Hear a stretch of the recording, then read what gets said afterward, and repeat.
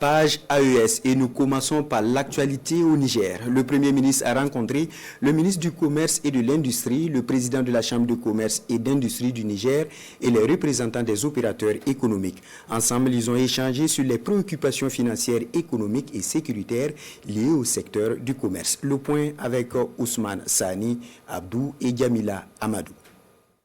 La rencontre de ce matin entre le Premier ministre, ministre de l'Économie et des Finances, Ali Mohamed Lamine Sène, le ministre du Commerce et de l'Industrie, le président de la Chambre de commerce et d'industrie du Niger, ainsi que les représentants des opérateurs économiques, s'est intéressé aux questions d'ordre économique et financier. Ceci afin de pallier les préoccupations liées au secteur du commerce, à savoir le transport des marchandises, le renforcement du secteur privé, l'appui au secteur agricole pour garantir une souveraineté alimentaire au Niger. Le code d'investissement, le tout dernier code d'investissement en tout cas qui a été mis en place, qui est un code qui était une vieille demande pour nous depuis 2017 et la mise en place même d'un guichet aujourd'hui pour sa mise en application dans de meilleures conditions et dans des conditions en tout cas de célérité. Il y a aussi tous les autres aspects sur le contenu local, sur la loi minière, qui aujourd'hui donne énormément d'avantages aux entreprises nigériennes pour que nous ayons effectivement une emprise souveraine sur nos ressources minières et pétrolifères.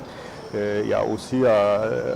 marqué aussi notre engagement en tout cas derrière les chefs de l'État et le gouvernement par rapport à son programme agricole qui aujourd'hui nous savons et le dernier embargo nous l'a marqué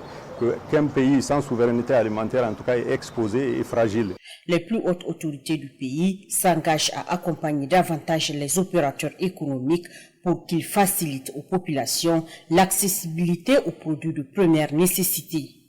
Aujourd'hui, la balle est dans le camp des opérateurs économiques pour qu'ils puissent s'investir réellement dans toute cette activité parce que toutes ces décisions, nous l'avons compris, ont été prises dans l'intérêt en tout cas bien affiché du secteur privé nigérien et nous connaissons aujourd'hui l'orientation et d'ailleurs, pour donner juste un exemple, les dernières entreprises qui ont voulu en tout cas